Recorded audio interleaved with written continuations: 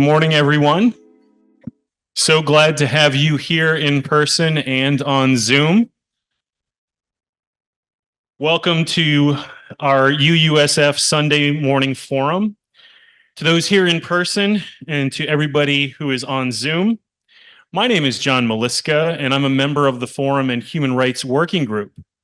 I will be the moderator today while Jeff Peckrell is on vacation. We want to give a special welcome to new people who are here for the first time. If you would like to be on our notifications for these forum events, do sign up at the entry information table. We want to give a special thank you to everybody that helps produce the forum. This includes our breakfast crew, which is Dolores and David Heilbrunn, and our sexton, Thomas Brown. If you would like to have a wonderful breakfast, please come here every Sunday at 9 a.m. when we're doing forum. It's a great spread. We also want to give a special thank you to Jonathan Silk, our Society's Communications Director. And before we introduce our program participants, we have a couple of announcements. Next week, our Forum Before Sunday service will be to present a report back on what our National Unitarian Universalist Association voted to work on this year at our annual meeting at General Assembly. It includes 3 items of national importance. These are called actions of immediate witness.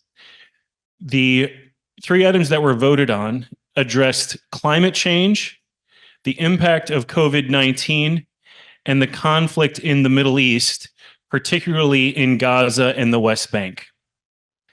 Also, next Sunday after the Sunday service at 12:30, there's going to be a special literary event called We Do Not Need No Stinkin' Fascism, Writers' Hope for Humanity. It will offer readings from a variety of writers speaking on this tantalizing subject. And it'll include short theater skits, music, and food. Because we UUs have a better idea for our human family. Everyone is welcome. Today, our forum is going to be an interview presentation that will end at approximately 10:25, and we will have time for audience questions at the end.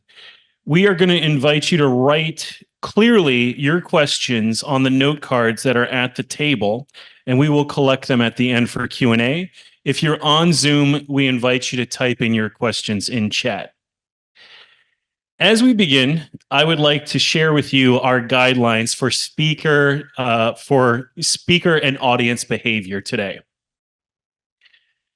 The intention of this presentation is to hear about various issues in our world and to provide a space where many ideas can be heard and discussed, giving respect to all participants.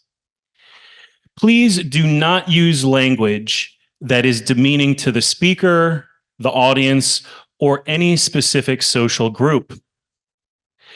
Please listen to and respect other points of view. If there are any problems that arise during this event, we will pause all discussion and determine appropriate next steps so we can all agree on these expectations as set out in our society's covenants. Now it's my pleasure to introduce Dolores Perez Heilbrunn. We, the members of the First Unitarian Universalist Society of San Francisco, gratefully acknowledge the Ramaytush Ohlone peoples, who are the ancestral custodians of this land. We pay our respects to the Ramaytush Ohlone elders, past, present, and future, who call this place, the land that our society rests upon, their home. We are proud to continue their tradition of coming together and growing as a community. We recognize that the original stewards of this land, the Ohlone and other indigenous peoples, have understood the interconnectedness of all life and maintained harmony with all of nature for millennia. We honor them now for their enduring commitment to our Mother Earth. Thank you. Today, we are very proud to introduce our own UUSF member and author, Bruce Neuburger. He is speaking on his excellent new book entitled Postcards to Hitler, A German Jew's Defiance in a Time of Terror. Bruce will be interviewed by another UUSF member, Marty Vanderlaan. We want to give a warm welcome to Bruce and Marty. Okay, so the format of today's forum is going to be kind of along the lines of City Arts and Lecture. I'm going to ask Bruce some questions. We're discussing his latest book, which recounts the lives of his grandparents from their marriage in 1907 to their deaths in 1942. Coincidentally, they happened to live in an apartment building that was just around the corner from Adolf Hitler in Munich. And this is a story of their lives and the extended family, as well as, in particular, the resistance offered by the Jews at the time in Germany. So Bruce, tell me a little bit about how you got started in this. What did your dad tell you about your grandparents? What do you remember as a child learning about this story? Okay, so I grew up in a family of German refugees, both my mother and father refugees. So and many of their friends, most of their friends, in fact, were also German Jewish refugees. So I kind of grew up in that environment. There were stories from both sides of the family. From my father's side, he would talk about his father, I should say, my grandfather.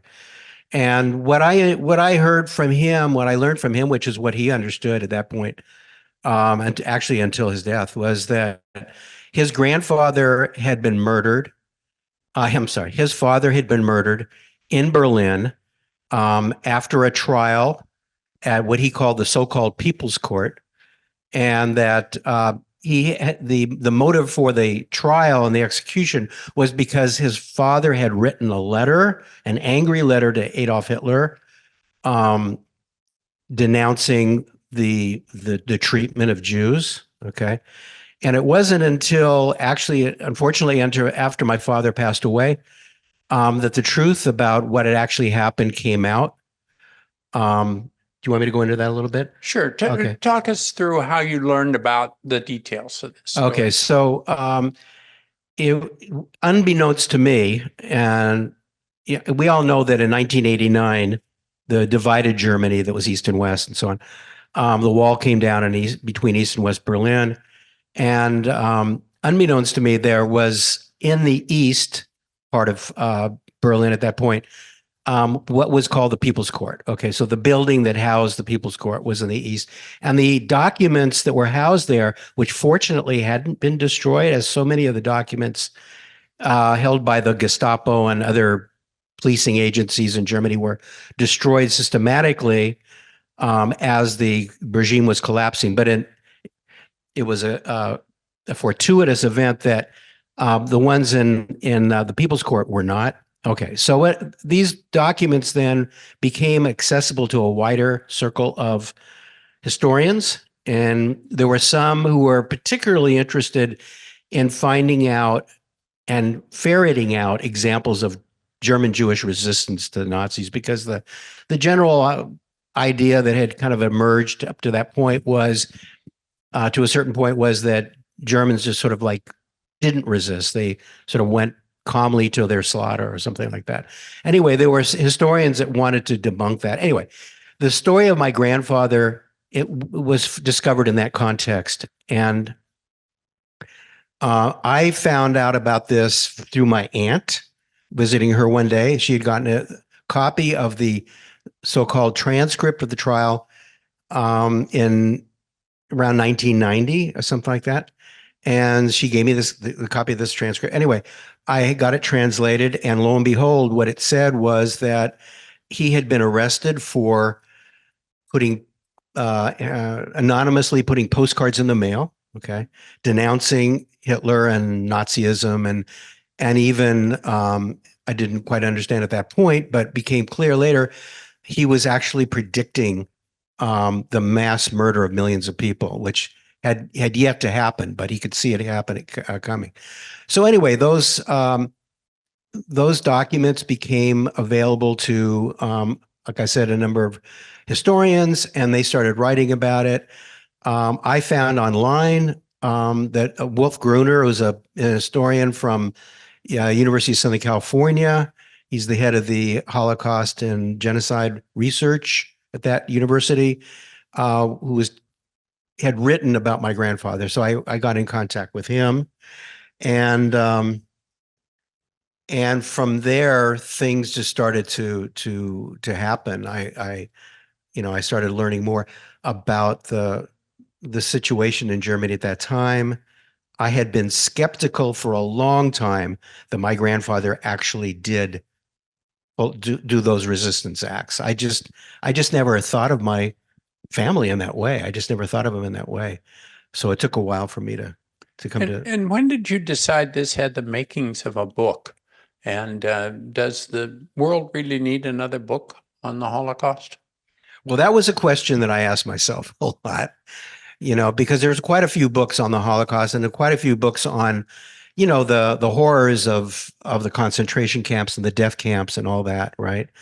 And there are a lot of other pressing issues in this world and other peoples in this world that are, facing horrific conditions. Did I really want to put my time and energy into that?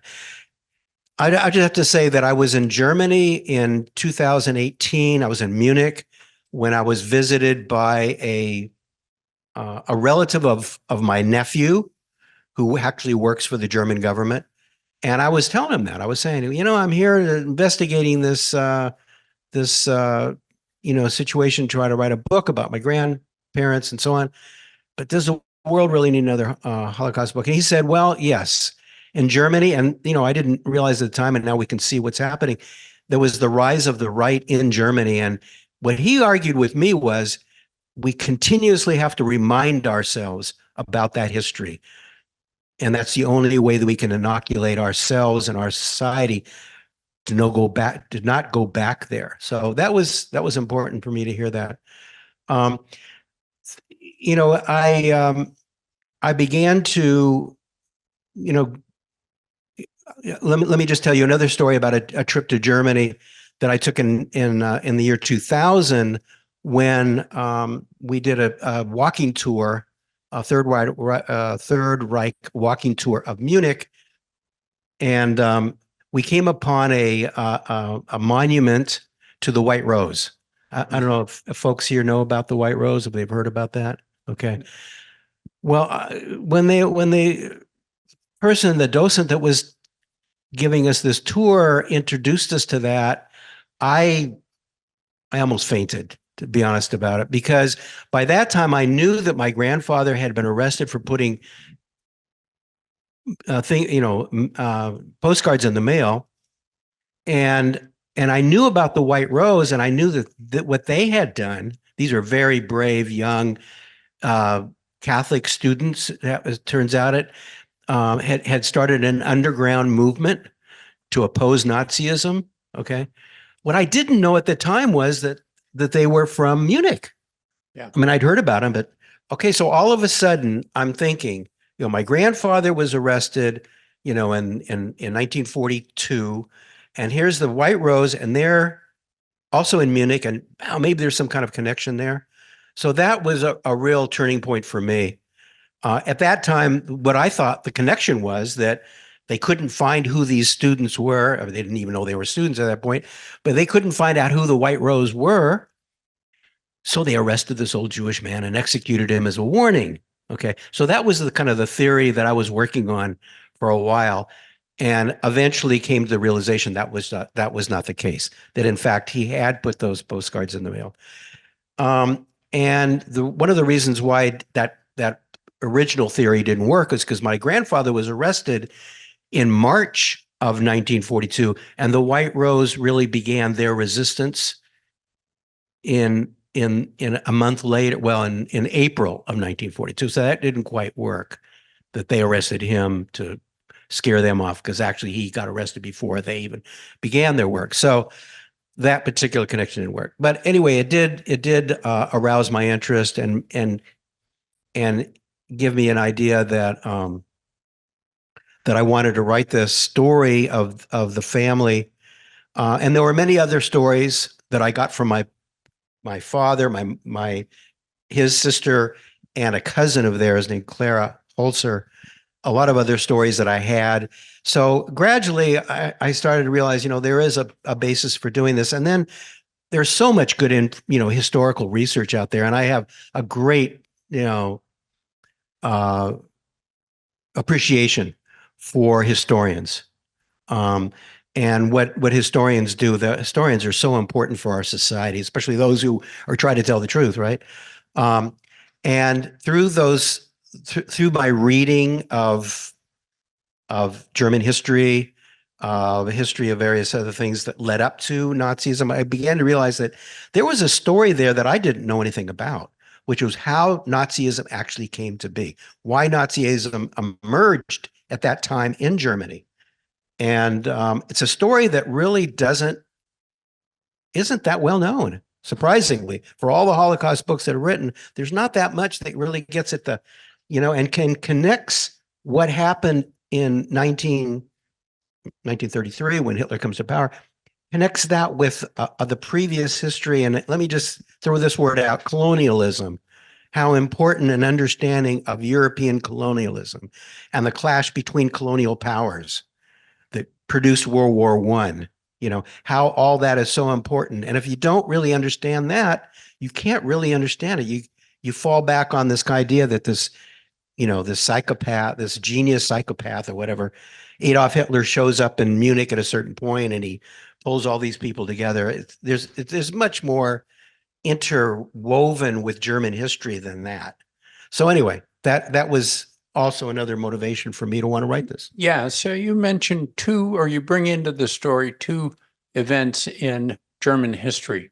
One is the Franco-Prussian War, and the second is the German colonial experience in what is now Namibia.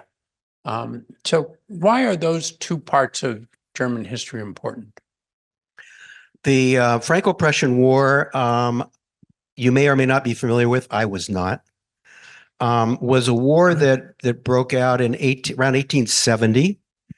It was at a time when Germany was just sort of emerging as a major power in Europe and continental Europe.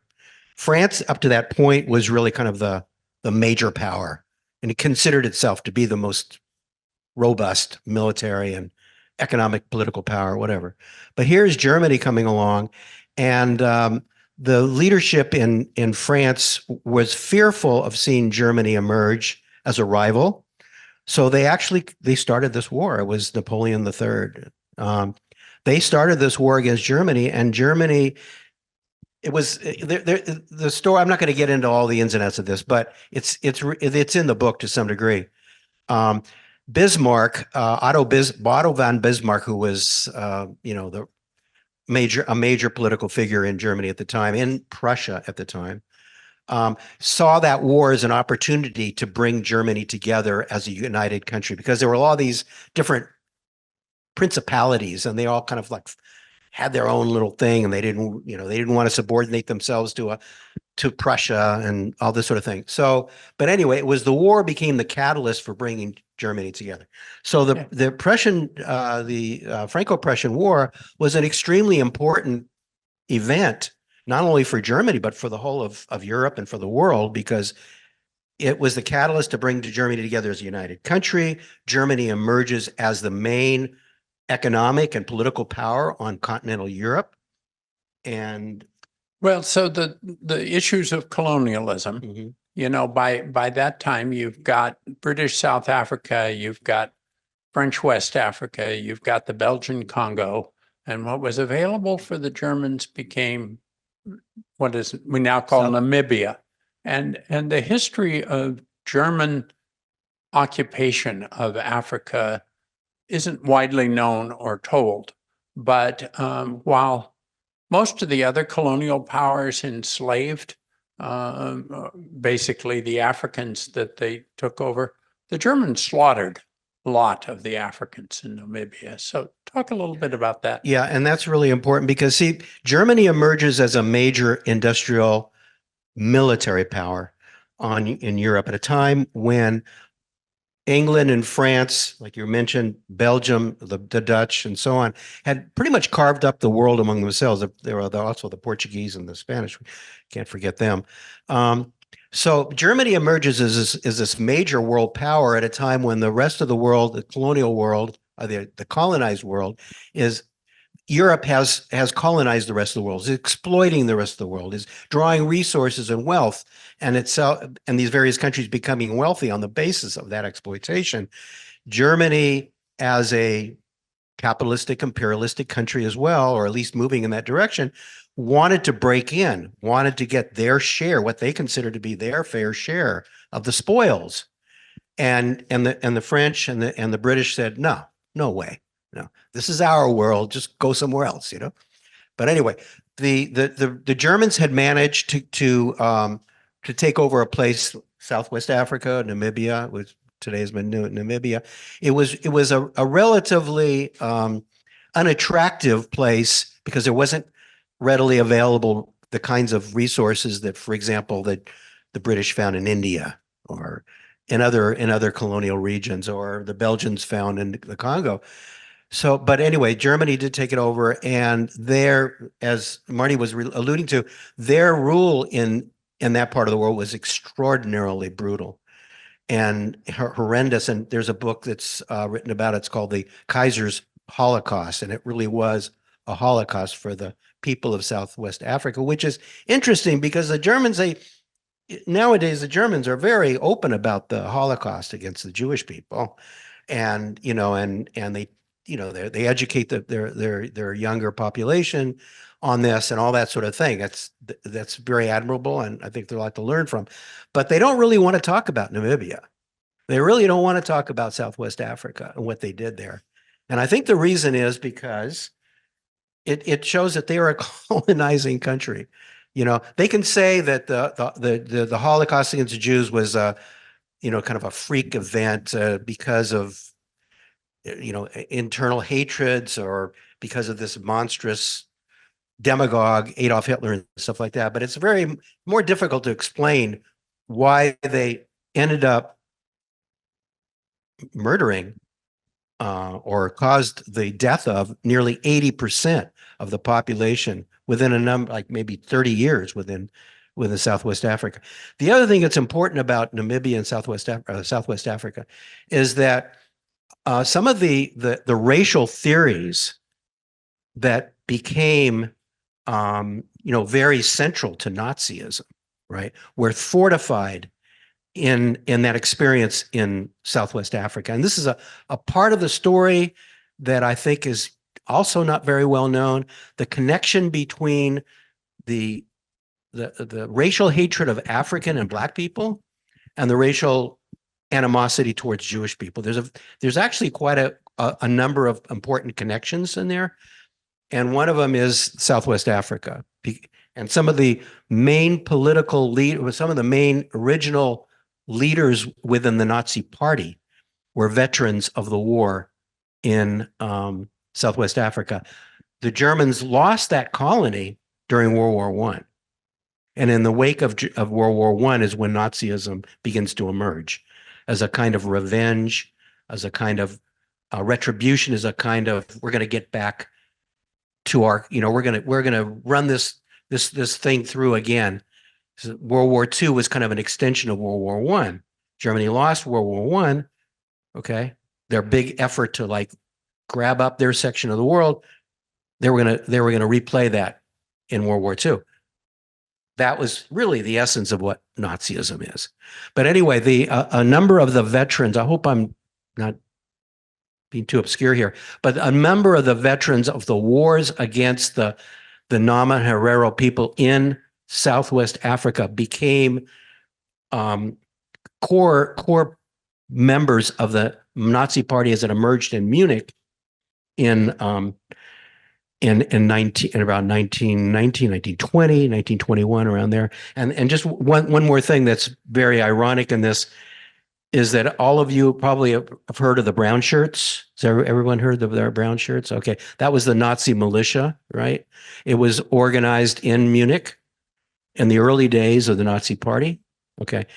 The way that the name of the militia, where that came from, was that once Germany lost their colony in Southwest Africa, their army, which had been functioning there, the uniforms were no longer useful, because they don't need the army there. Okay, so they ended up in these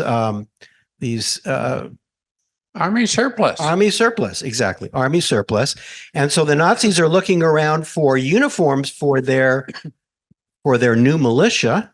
Okay, the SA, they call them the SA, and anyway, but and lo and behold, here are these army surplus brown shirts that were available. So the brown shirts really are the uniforms are a direct result of that experience, horrible experience. And one other thing I do want to mention, and I did sort of weave this a little bit in the book, and that is that during the period of time when Germany was dominating Southwest Africa and doing the horrible things they were doing, they were also taking pictures of people who had been mistreated, to say the least, during that colonial period. And these pictures became postcards that were circulated and sold as a means of basically telling the German people, see, these are subhumans. These are not even really human beings we're talking about, because these were folks that were in really bad shape and having been, mistreated in their camps and so on. So this was also a way in which this racial animosity and racial hatred and racial craziness became part of the German mentality. Okay. And it also helps lay the basis for what happens later in the 1930s, and 40s with the Jewish population. So those are connections. And when I learned all those connections, it just gave me more an interest in really wanting to write this, because I think we need to understand just how egregious colonialism has been and continues to be. So one of the effective parts of your book is your use of imagined dialogues, both between family members and between friends in German beer halls and that kind of stuff. And this gets from an author's standpoint to you writing a historical novel as opposed to writing a history book. So tell us a little bit about that process, both how you get inside the head of the person whose dialogue you're writing, and why you chose to make it a historical novel rather than. Are you asking me what drugs I was using at the time? Yeah, well, yes. Why not? Actually, I did want to write a book where, you didn't just know just the facts. I mean, the grim facts about what happened, that sort of thing. I wanted to write something where people, all those, and anywhere in the world where people are badly treated, mistreated, murdered, and all that, they're human beings. They all have stories. They're all, they're all people that we need to try to, connect with. Okay. And I wanted to take my family, Jewish people in Germany, take it away from a statistic and a horror story to understanding, so I knew something about that. I mean, I was fortunate enough to have done some interviews with families, so I had some stories. Having grown up in that environment, I had some sense of what life was like in Germany and so on. So I wanted to give the reader a sense of life, and there was a very rich life before Nazism. I mean, the story of German Jews is not just the story of the Holocaust, okay? Yeah. It's a story, a long history. And anyway, and there's things related to, and we'll get into here, but related to Germany's rise as a powerful nation and urbanization and the changes that took place within the Jewish community as a result of all that. Okay, so I wanted to sort of weave that in there.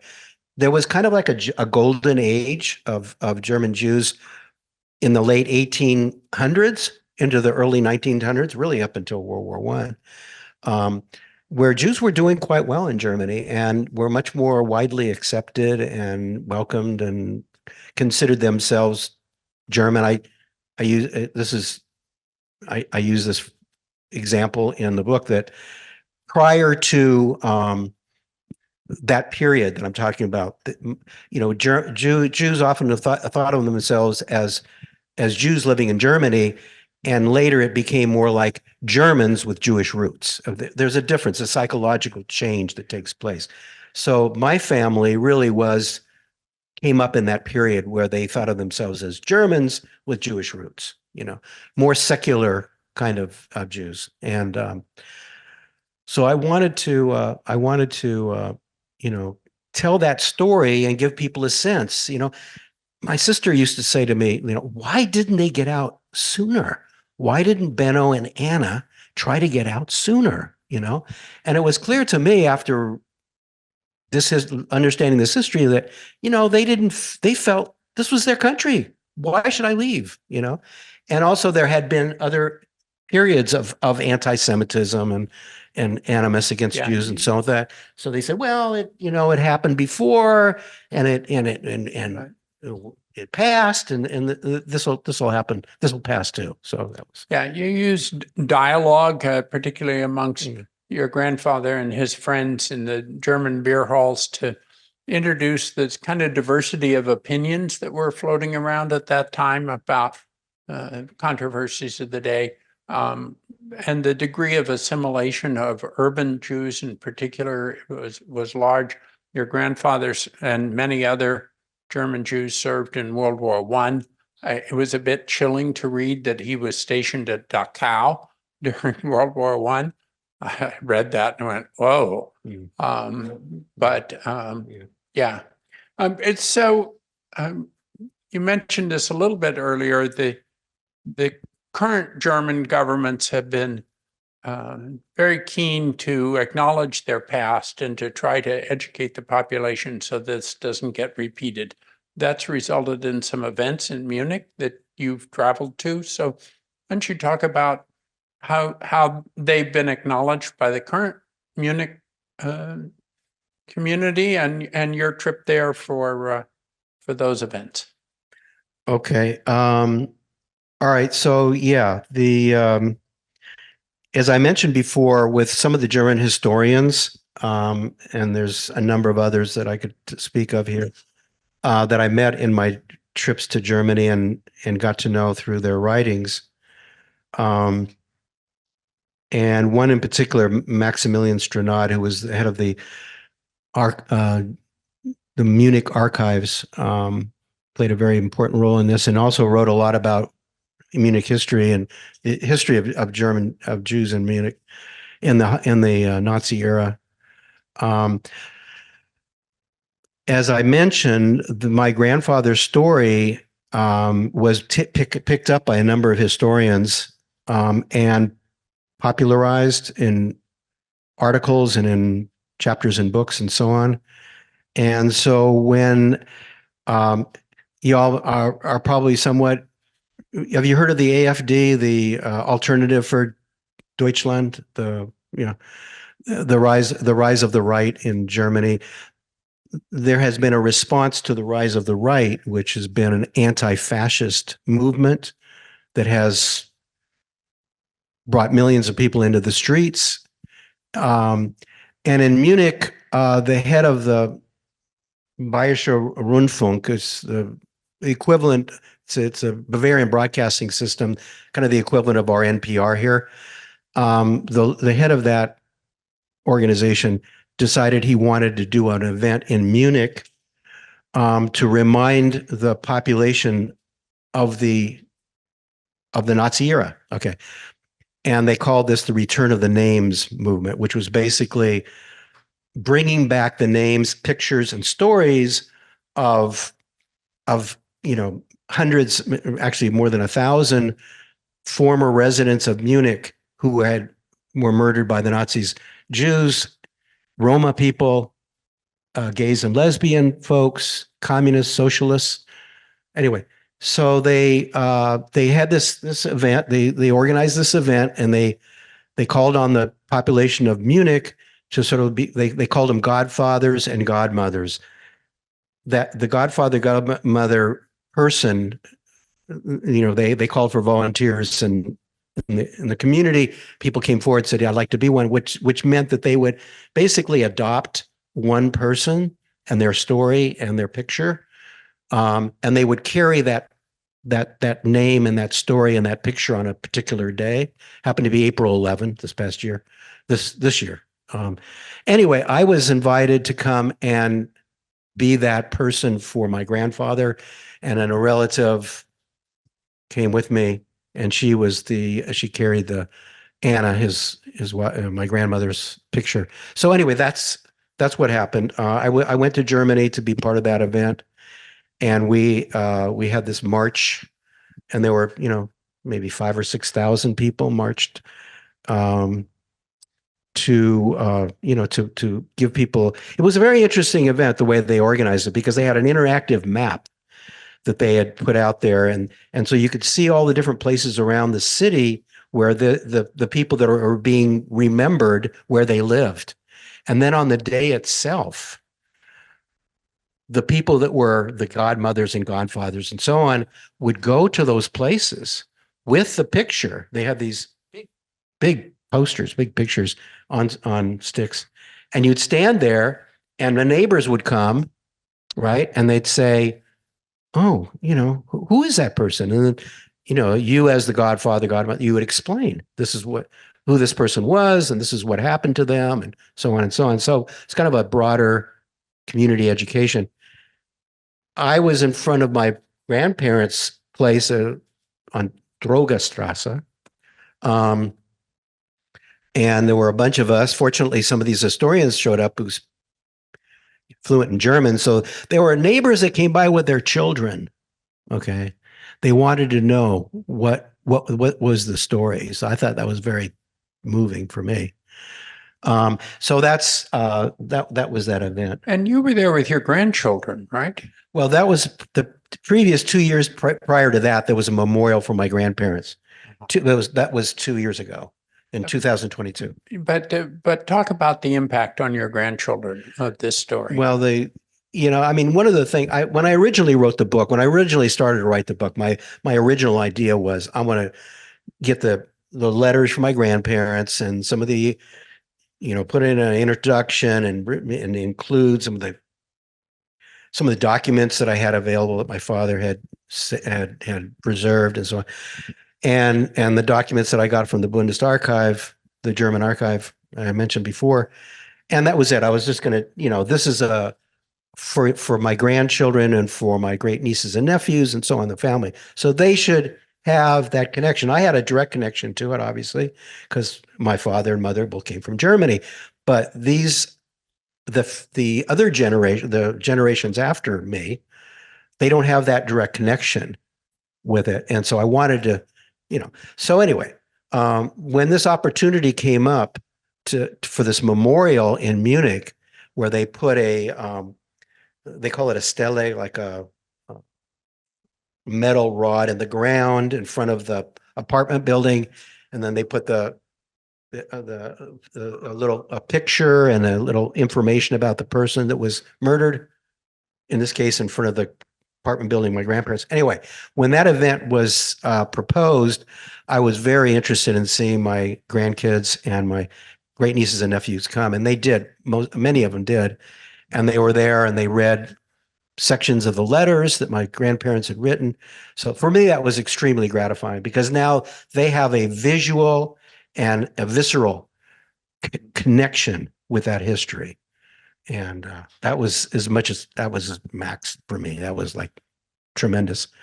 So they don't not only have the book now, but and those documents, but they have the direct recollection. They know what it looks like there, and that sort of thing. We went around and we were able to point out, this is where Hitler lived, and this is where your grandparents lived, great great grandparents lived, and so on. And do you have future plans to go back to Germany? Well, actually, I was just invited to go back, but for another book. But I don't know if we want to get into that. But yeah, I've been invited to go back in April to and I'm looking forward to it. But it's a book it's actually also about Benno and Anna, but it's written in German, and I wrote a section of it in English, and it was translated into German. But I did want to mention. Do you have any? Go ahead. What did you want to mention? I wanted to tell the story about Max Holzer. Okay. And I don't know, Max Holzer was a nephew of my grandmother, Anna. Okay. Her sister Fanny and her sister Bertha lived in a little town called Traunstein. Okay. And when I interviewed my cousin, my dad's cousin, Clara was the only surviving member of a very large family from Traunstein. Okay.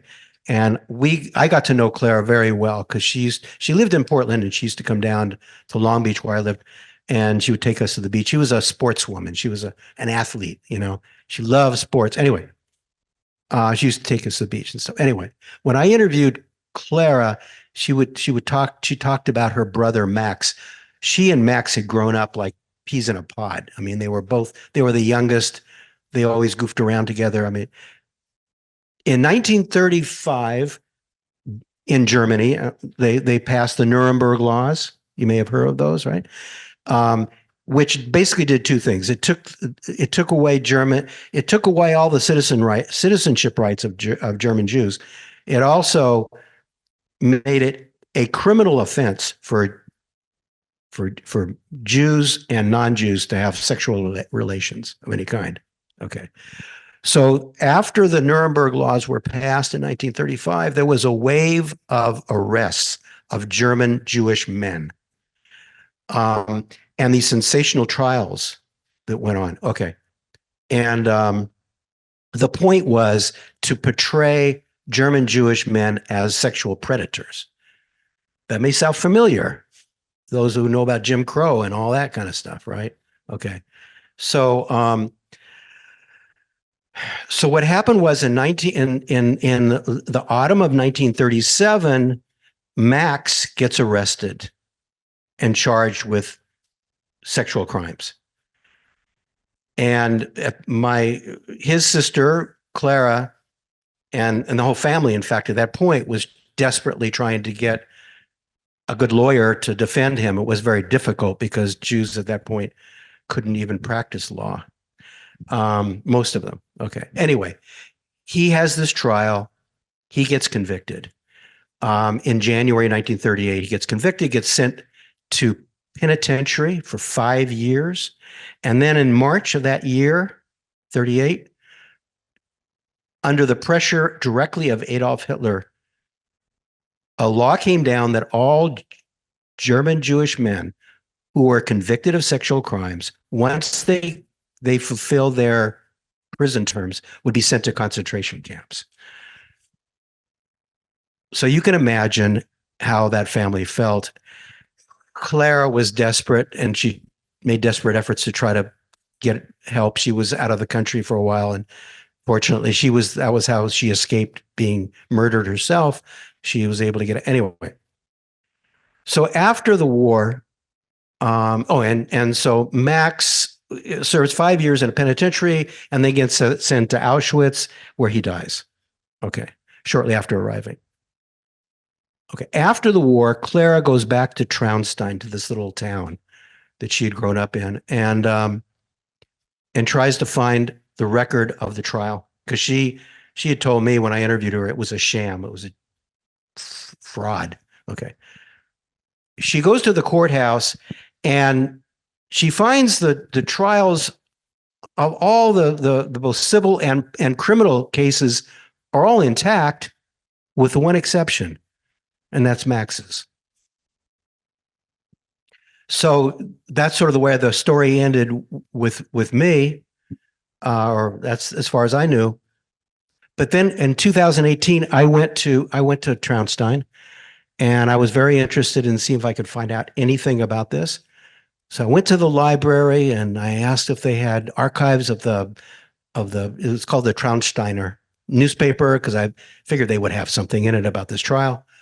And they directed me to the newspaper office, and it was a small town, so it was like a couple blocks away. I went to a newspaper office, talked to the people there. They were very sympathetic. They informed me that there was an historian in town that I should get in touch with, and his name was Friedbert Muldorfer.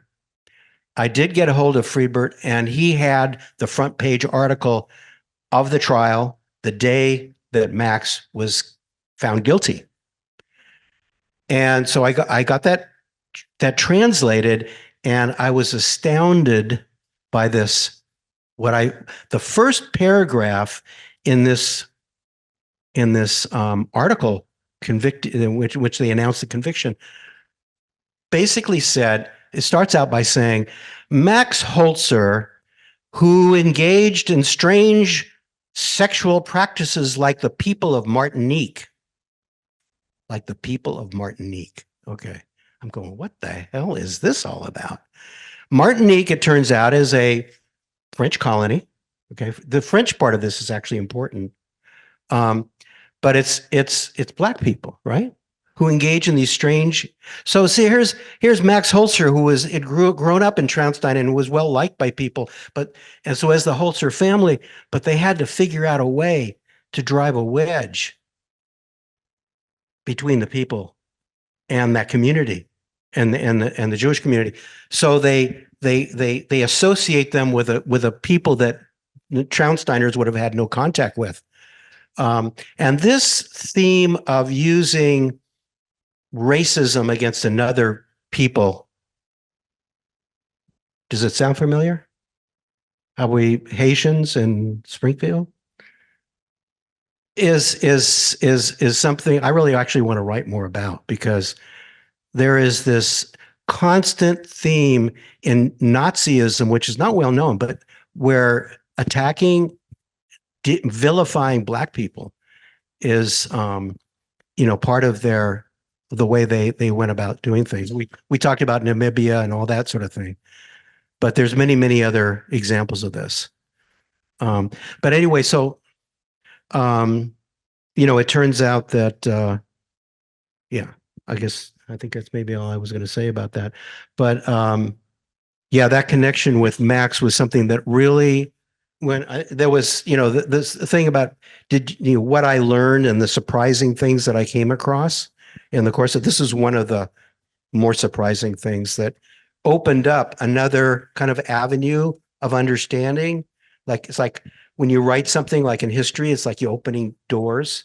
One door leads to more doors, and you open those doors, and you begin to see the complexity of things and the interconnection of things that you previously didn't. So this is one of them, great things about research and writing.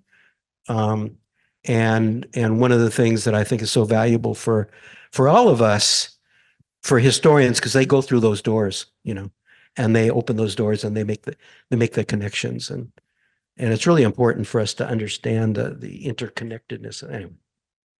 Yeah, I see John's going around picking up the cards where you've written down your questions, and so if you have any questions, please write them down, and let's make sure John picks them up. Before I turn it over to the questions, you're going to read the questions, John? Is that the plan? I'm happy to read the questions. Good. Before we get there, I wanted one more question about the book, and that is, you have a dedication in the beginning of the book, which says, basically, it's dedicated to the great-great-grandchildren of your grandparents, Anna and Benita. And then you include the sentence, to them and to all those who inherit this beautiful and abused world of ours, we must insist, never again to anyone. So you want to talk about that never again to anyone phrase? Yeah, thank you for that question. Growing up, never again was a slogan that I heard frequently and it is frequently used in the Jewish community, as you can understand. And I thought it was a very logical and just slogan. You know, we got to stop. We got to prevent this from ever happening again. What happened in Germany? Okay. But over the years, I became to realize as I became more familiar with what was going on in Israel, Palestine, that the very logical and very just slogan was being misused.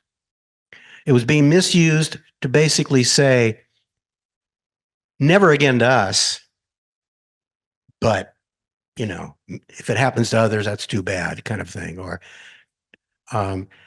and so I think you find now there is a very concerted effort on the part of people who are concerned about the injustice of the Palestinian people to say never again to anyone, or not just the Palestinian people, but any people. So, you know, if you're just talking about your group of people, and this doesn't just apply to Jews, you know, whatever group of people that you may psychologically relate to, you know, just wanting to preserve their interest and their well-being is not enough. We have to be concerned about the whole human family. We have to be concerned about the whole human family. And so it's got to be never again to anyone, not just never again to us. So that's sort of what it, Very good. John. I want to thank Marty Vanderlaan for the great questions, and Bruce Neuburger for talking about what's in his book and the research he did. Anybody has questions, Dolores has said that she'll collect postcards. She'll collect cards for me to read here. I also want to reiterate that we have copies of Postcards to Hitler here in the back. So if you want to read more about this compelling story, we're glad to make sure that you get a copy. So firstly, Bruce, what is the most important lesson we in the USA should learn from the fascist era in Germany? well, you know, I would say that, well, there's a lot of different lessons, I think, but one of the central lessons is that when fascism, this fascism at its heart, by the way, this is the way I've come to conclude, is dividing people against each other, dividing one group against the other, and creating these hardened divisions between people. When we see fascism as we are in this country and as Germany once again, the important thing is to resist. The important thing is to stand up against it. The important thing is to speak out against it. Find ways. What fascism tries to do, and what they did in Germany, you know, after 1933, when Hitler came to power, by March already, because of the Reichstag fire, they used that as an excuse to clamp down on people, and they began to arrest people. So there was not an outcry. There was not an outcry in Germany at that time when those arrests started taking place. And there's a fellow by the name of Martin Niemöller, who was a pastor, who wrote the poem that you probably have all heard of. First, they came for the communists, and I wasn't a communist, so I didn't speak out. Then they came for the socialists, and they came for the trade unionists, and so on. Anyway, that's a very profoundly important thing. The first time that they come after people, whoever they are, you've got to speak out. You've got to resist. You've got to point out the danger to everyone, to the society as a whole.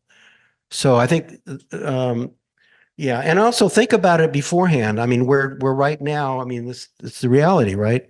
We're facing a potential fascist government in this country, and I think we need to think about now how we're going to be able to protect ourselves so that we can continue to resist. And we ought to think about how we're going to build a movement of resistance. And I think it's on all of us to try to figure that out. Speaking of now, if you can send a postcard to Americans now, what could you write on the postcard?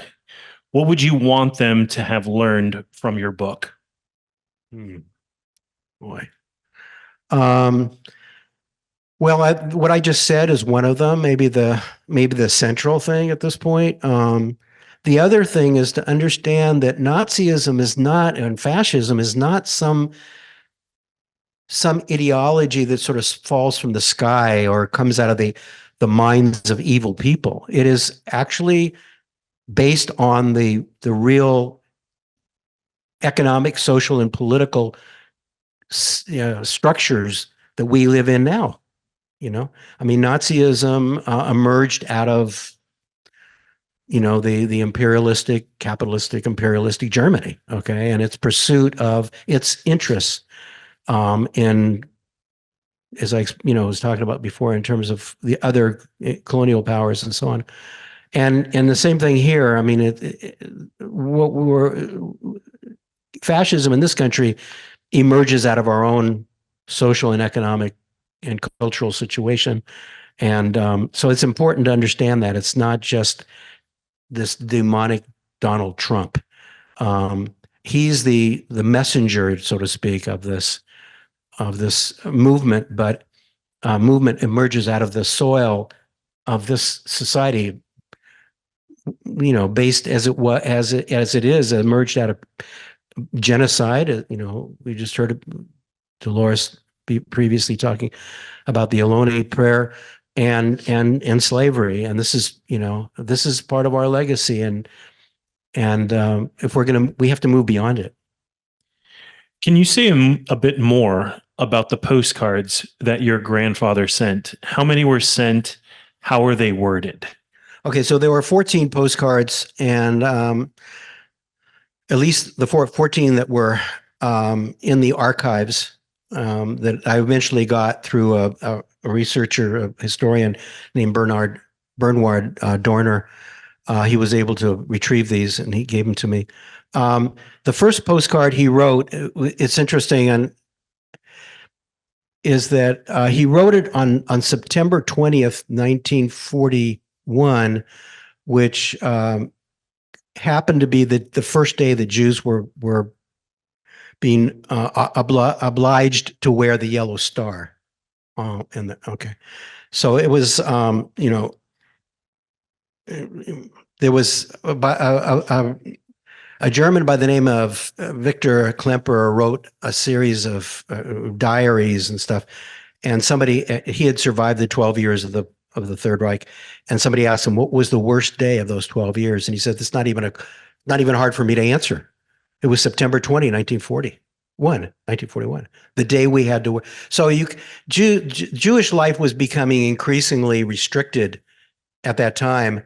And pretty much the only thing you could do at a certain point, you couldn't go to the theater, you couldn't go to the parks, you couldn't go to swimming pools, all these different things have been off limits to Jews, but you could still walk around and still be somewhat anonymous walking. Now all of a sudden you've got to wear a star so you can imagine the horror and the trauma and all that. So that was the first day. See, it was kind of like that was it. That was it for him.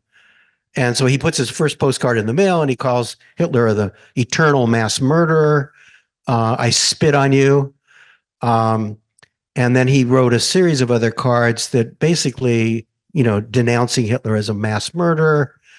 The card that's become most notorious or well-known among some people is the one that he wrote in January, I think it was January 23, 1942, not long after the Wannsee Conference in Berlin, which he said the murder of 5 million, which there had not been 5 million people murdered up to that point, but he foresaw that. And when they asked him in the court, why did you write, you're accusing us of all these, how do you have the nerve to say?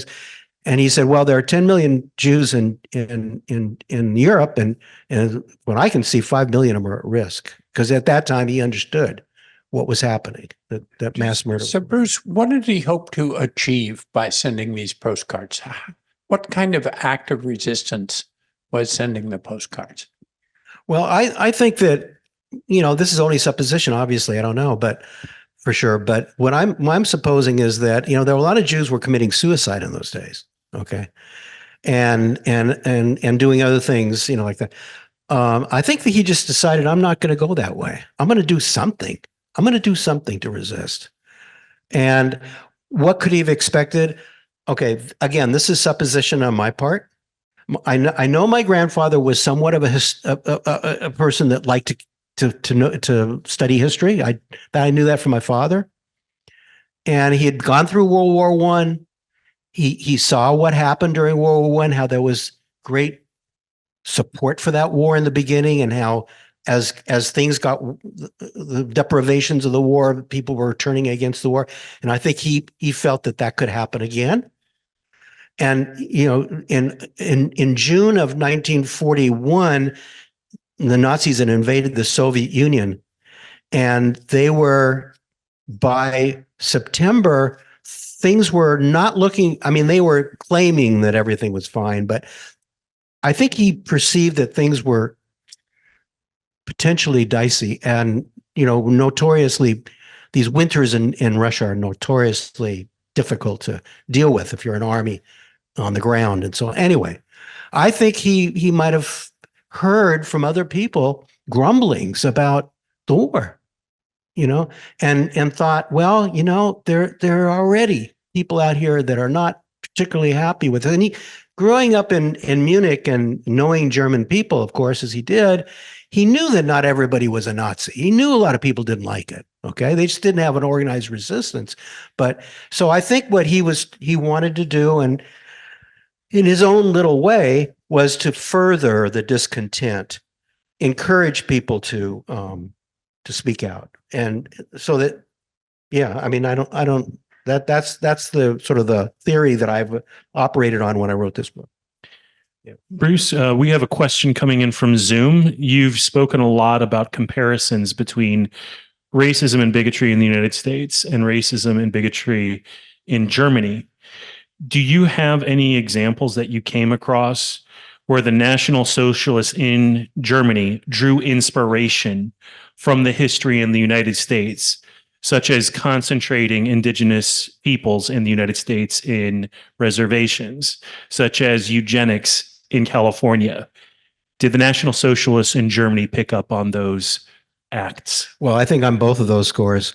I mean, there was a German researcher named Eugen Fischer, who ended up writing a book about racism, racial theory and stuff like that, who was very much influenced by the eugenics movement in the United States. And that book was very influential, by the way, in the writing of Mein Kampf.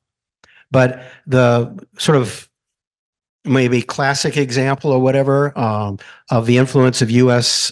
Politics on Germany and Nazism, it came out in a book called Hitler's American Model, because when the legal minds, fascist legal minds, were getting together to figure out how they were going to word their laws in the Nuremberg laws. Okay, they met in 1934.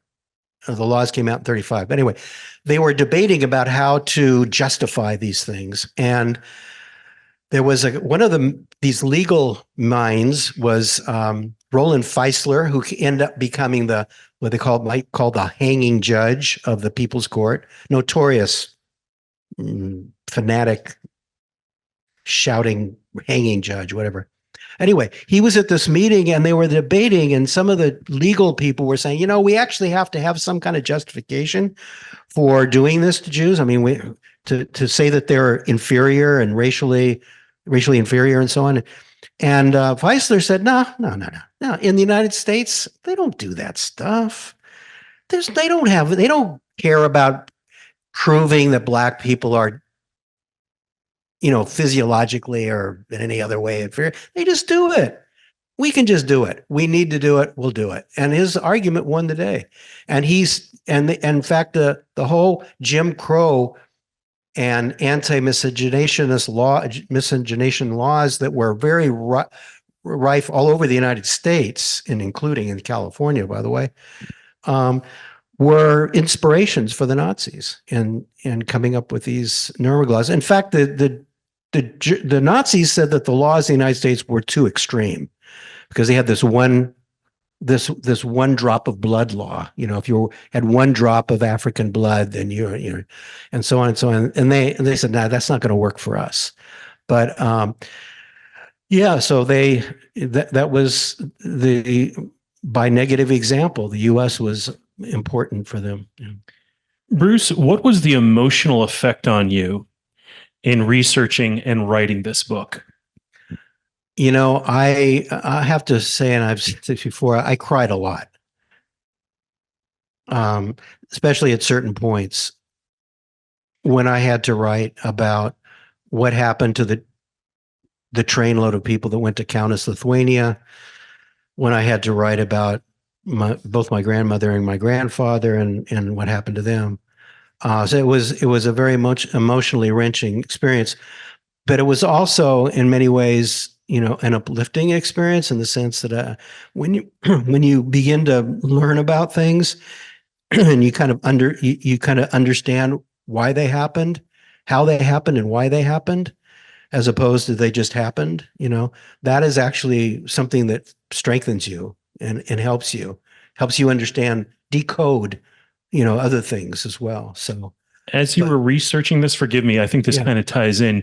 Did you grow up speaking German in your family? Were you able to communicate in German to all of your contacts for your research?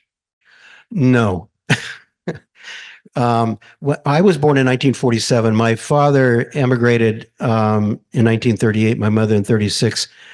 They got married in 1940. My sister, who was born in 1943, picked up a lot more German. By the time I came along, they were mainly an English-speaking household, and they would use German when they didn't want us kids to know what they were talking about. So unfortunately, I'm terrible at German. In fact, I'm so bad at German. When I was in Germany recently and I tried to use a few German phrases, I'd go up to people and I'd say something in German and they'd go, "What are you trying to say?" They usually say, "Do you speak English?" Bruce, how did the postcards become known? The postcards became known because of like I said earlier, the Bundesarchives were opened up to the only thing I say, they were opened up to a wider array of researchers after 1989, when the East and West Berlin came together with the fall of the wall and stuff. So yeah, then they became known then. As like I said, there was historians that were looking for that kind of example because they wanted to popularize examples of Jewish resistance because they didn't believe this thing that Jews just were walking lithely off to their murder, whatever. Anyway, and Wolf Gruner, he wrote a book called Resistance, which came out last January, which does document a lot of different acts. Mainly, he had to go to police stations, and it wasn't so much the Gestapo because most of those documents have been destroyed. But he went to police stations and found criminal cases which were involved with Jews, and sort of like picked out. Well, here was a guy that was accused of, defacing a building or something like that. Well, what defacing a building would have meant, they were putting an anti-Nazi slogan or something like that, right? Anyway, if you're, for those who are interested in getting deeper into this question of German Jewish resistance, the book called Resistance by Wolf Gruner is one that. We have a lot of questions. People are fascinated with this book. They're fascinated on your perspective of American history and how it relates to these chapters in German history. We did get a question, since Bruce will not be able to answer all the questions. Would you be willing to have a Zoom session further on this topic? Or would you be able to reply via email and post the responses on our forum website or for the Human Rights Working Group? Is that something we could potentially do? So we could do an additional session on this topic. I'd be willing to do both. Terrific. So we have a lot of questions that want to look at the comparisons between United States history and what happened in Germany. Two of these questions are very similar. Regarding German racism in Southwest Africa, was there any tie-in with American slavery prevalent before this time, but prevalent after the U.S. emancipation? I'm sorry, I'm getting this wrong. Was there any tie-in with American slavery prevalent before this time, but prevalent after the U.S. emancipation regarding against Blacks and other minorities? And then another questioner asked, can you talk about the connection between the postcards showing German atrocities in Africa that you mentioned? And can you compare those to the souvenirs that occurred in American history, which were pictures and artifacts from lynch mobs, hanging of Blacks in the Jim Crow era in the United States? Well, that's a good question. I don't know. I don't know I mean, those postcards are the postcards that were made while Germany was in Southwest Africa.